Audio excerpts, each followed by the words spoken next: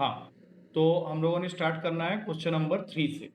तो question number 3 के बारे में मैं यही कह रहा था कि क्वेश्चन हमने पहले किया हुआ है, क्लास में ही किया हुआ था थ्योरी करते समय, कि तुम्हारे पास में दो नंबर्स हैं जिसका सम है 232 और इन दो नंबर्स के जो एचसीएफ है वो है 29। तो ऐसे क्वेश्चन में हम लोग क्या करेंगे, एचसीएफ के अकॉर्डिंग तुम्हारा जो दो नंबर्स हैं जिनको वैसे हम लोग ए और बी लेट करते हैं उसको लेट कर लेंगे 29A एंड 29B और सीधा इक्वेशन बनाएंगे इनके सम का, जो कि दिया हुआ है तुमको क्वेश्चन के अकॉर्डिंग 232। तो तुम्हारा पहला इक्वेशन बन गया 29A plus 29B equals to 232। अब यहाँ से 29 कॉमन लेके अगले स्टेप में 232/29 A प्लस B की वैल्यू आ गई 8। अब जैसे ही ये काम किया तो अब तुम्हारा नेक्स्ट स्टेप क्या होगा कि तुम्हें ढूंढने पड़ेंगे ऐसे वैल्यूज जिनका सम 8 होगा। तो इसमें तुम्हारे पॉसिबल पेयर्स हैं 08, 17, 26, 35 एंड 44। इसके बाद तुम जो भी लिखेगा वो रिपीट हो जाएगा। अब देखो 08 और 44 ये दोनों तो नहीं हो सकते, क्योंकि 08 लोगे ए और बी के जगह में तो तुम्हारा एक नंबर तो 0 ही हो जाएगा, और 44 लोगे तो दोनों नंबर सेम हो जाएंगे। अब बच गए तीन, इनमें से 17 से मुझे कोई प्रॉब्लम नहीं है, 35 से भी कोई प्रॉब्लम नहीं है, लेकिन 26 से प्रॉब्लम है। क्योंकि अगर मैं 26 को ले लेता हूँ और इसको ए मान के 29 के साथ में अटैच कर देता हूँ और 6 को बी मान के 29 के साथ में अटैच कर देता हूँ, तो फिर इन दो वैल्यूज का जो एचसीएफ है वो 29 नहीं हो सकता, क्योंकि तुमको 2 और 6 से भी एक common number as a HCF मिल सकता है, दैट इज 2, जिससे कि वो एचसीएफ की वैल्यू को चेंज करके 58 बना दे। तो दैट इज द रीजन जिसकी वजह से उसका जो आंसर होगा that will be B, two pairs of numbers are possible in that particular case. ये समझ में आ गया सबको? Is it clear? हाँ, नेक्स्ट नेक्स्ट क्वेश्चन कौन सा है? तो क्वेश्चंस बताते चले जाओ, मैं करते चले जाऊंगा। ये थर्ड क्वेश्चन था, नेक्स्ट क्वेश्चन कौन सा है? सेवेंथ।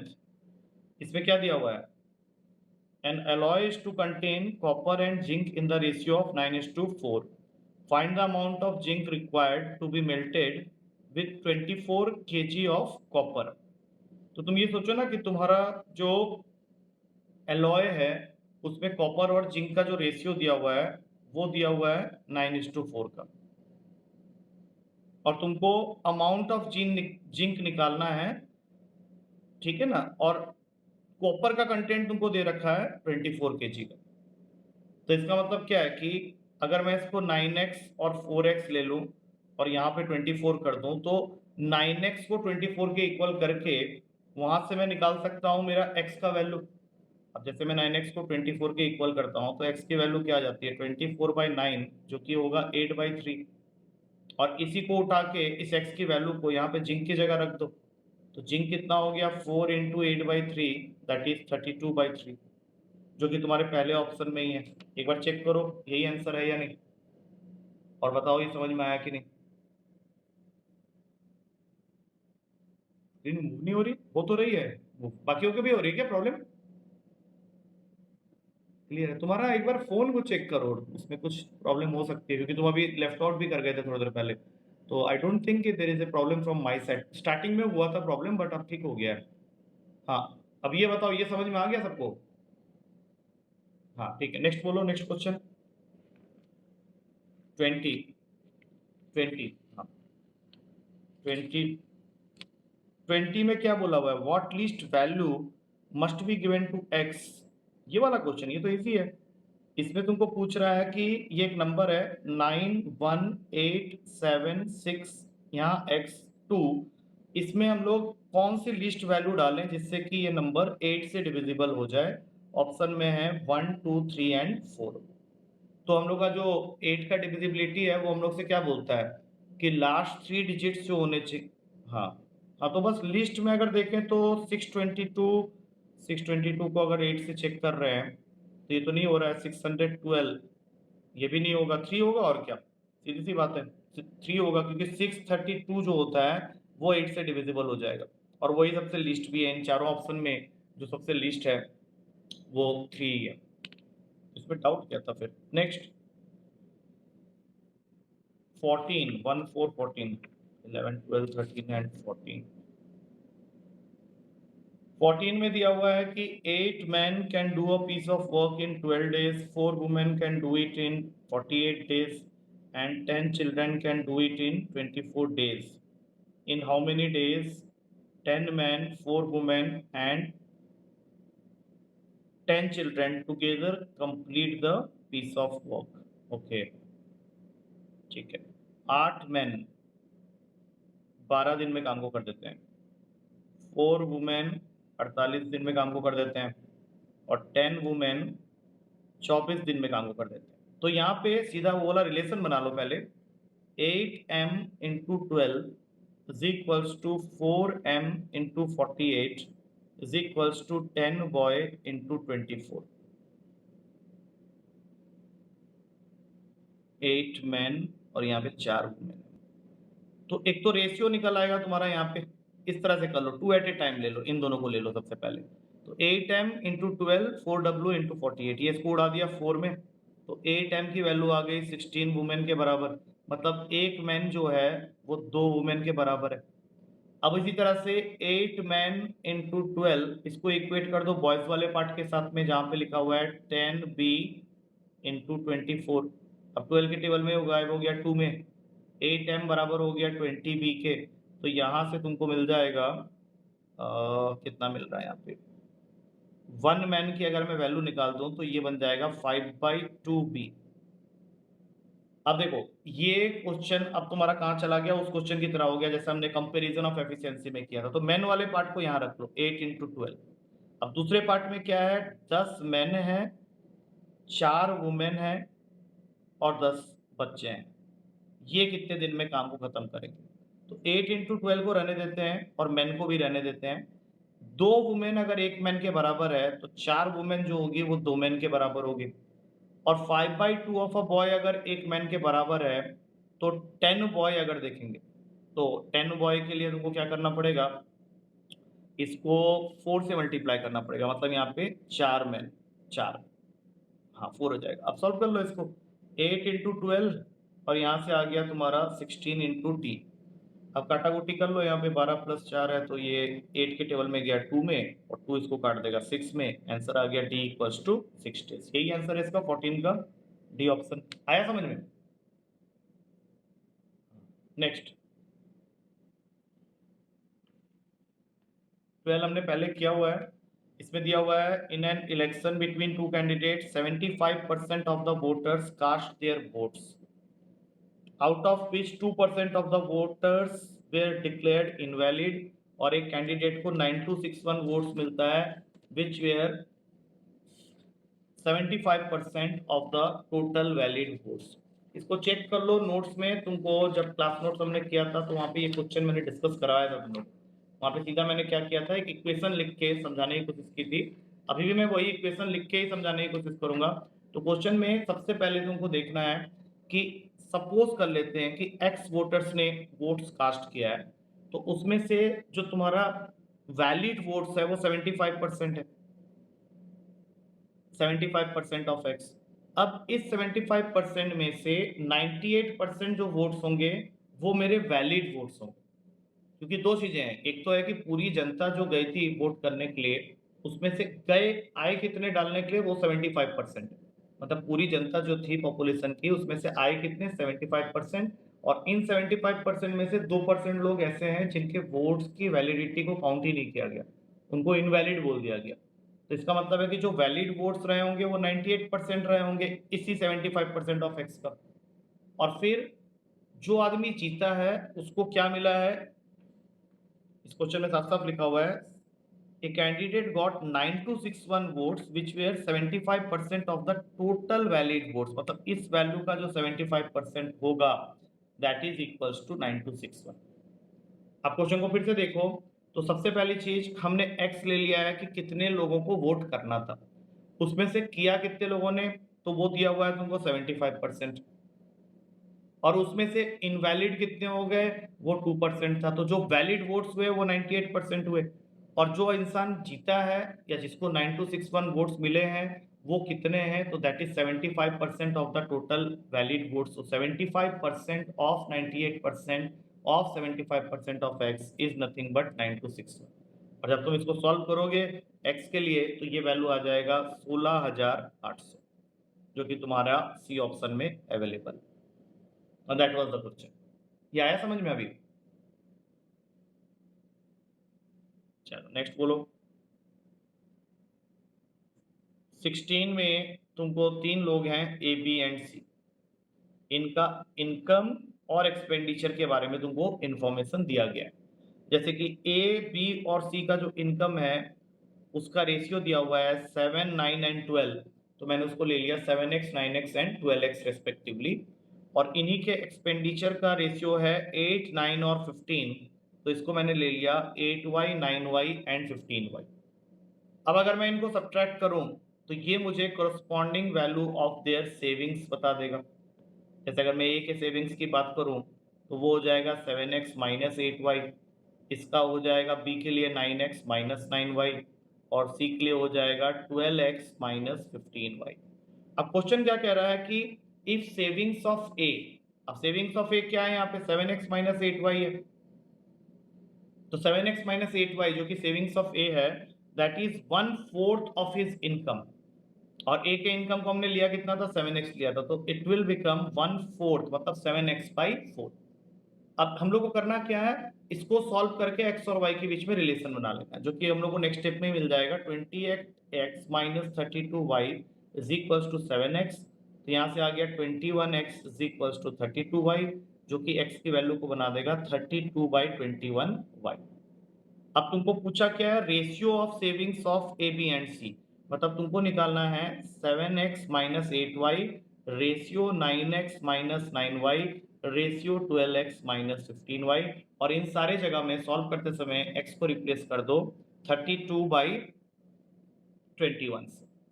तो यहाँ पे 7 इंटू 30, अब ये आगे की कहानी तुम कर सकते हो, 7 इंटू 32/21, तो 32/3 minus 8y ratio 9 into 32/31, 9 into 32/21 minus 9y, और यहाँ से आ जाएगा 12 into 32/21y minus 15y।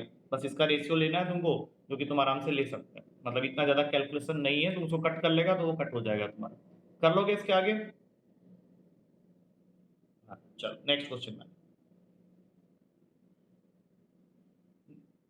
27 in a class, ये भी क्वेश्चन किया हुआ है, in a class the number of boys, boys को बी मान लो, गर्ल्स को जी मान लो। तो क्वेश्चन कह रहा है कि in a class the number of boys is more than the number of girls, मतलब बॉयज ज्यादा है गर्ल्स से, कितना ज्यादा है, that is given to you as 12% of total strength, total strength मतलब बी प्लस जी।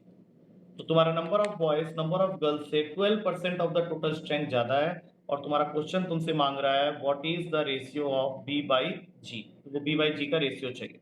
सॉल्व कर लो फिर, b minus G equals to 12/100 into B plus G हो गया पहले स्टेप में।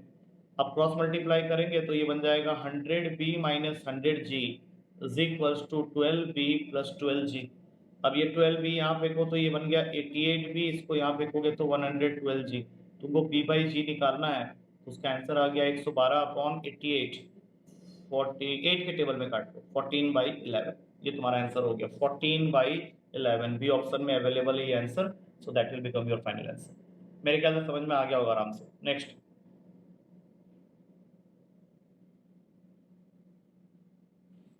बोलो, और है कोई क्वेश्चन?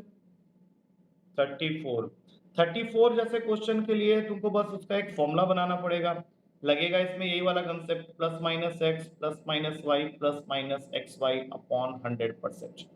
ये हर वो क्वेश्चन के लिए वैलिड है जहां पे तुम ये पाओगे कि एक चीज इक्वल है दो चीजों के प्रोडक्ट के साथ।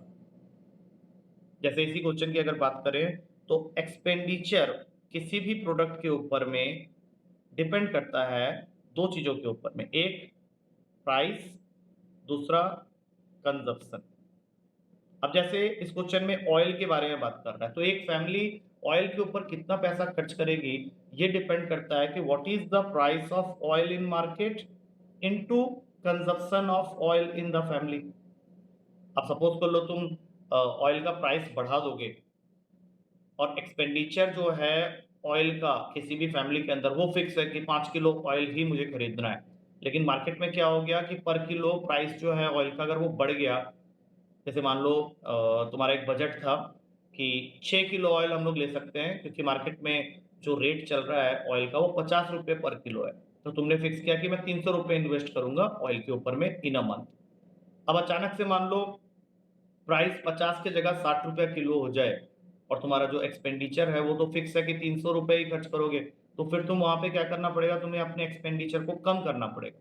दैट मीन्स जो तुम पहले 6 किलो ले पा रहे थे, अब प्राइस बढ़ने की वजह से तुम 5 किलो ले पाओगे। तो जब भी प्राइस बढ़ेगा कंजप्शन घटेगा, और प्राइस और कंजप्शन का जो प्रोडक्ट होता है that is nothing but the expenditure on that particular product.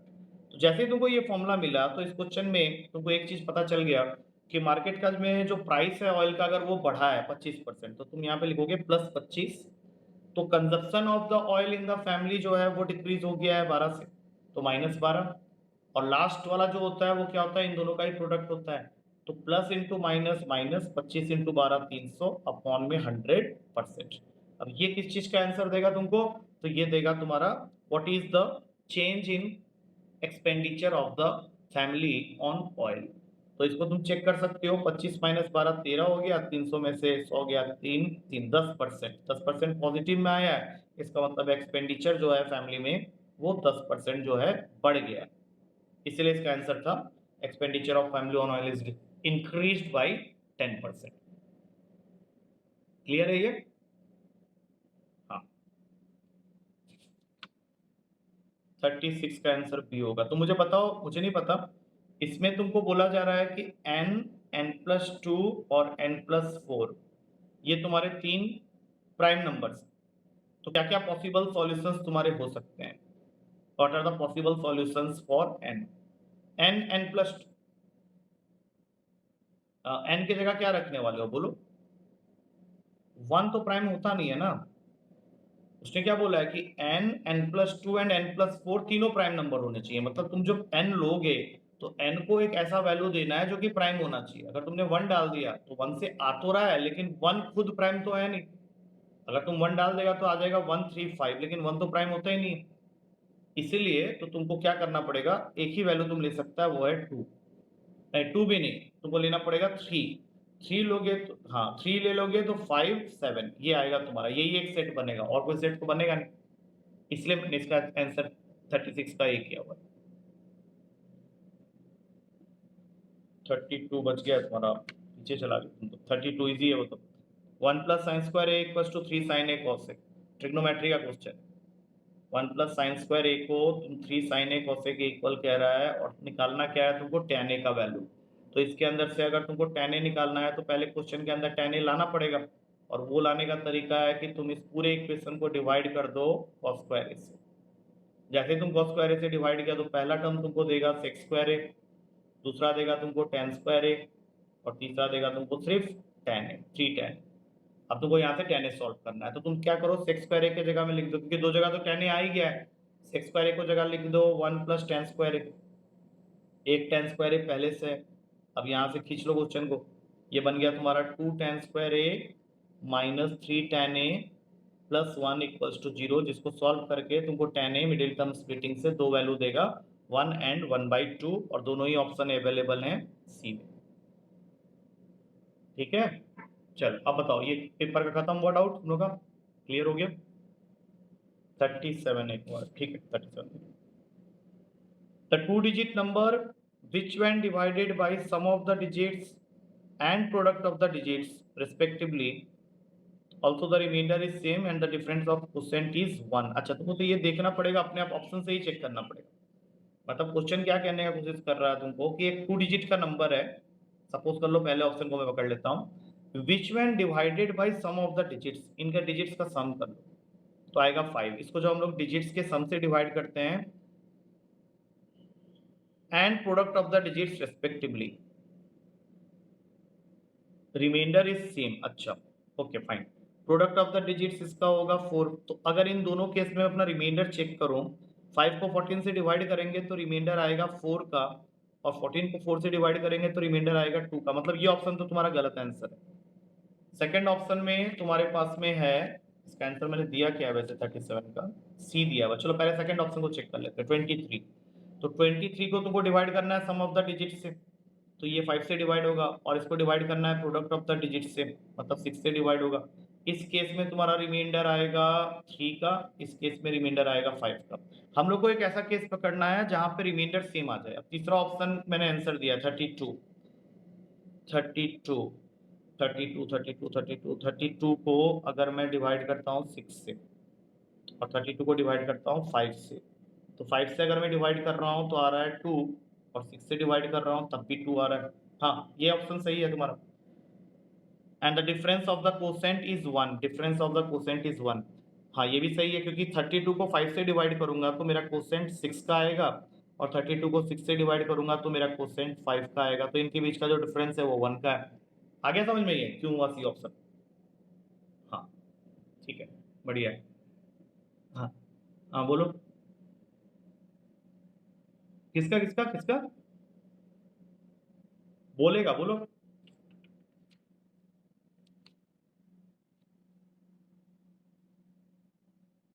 हाँ,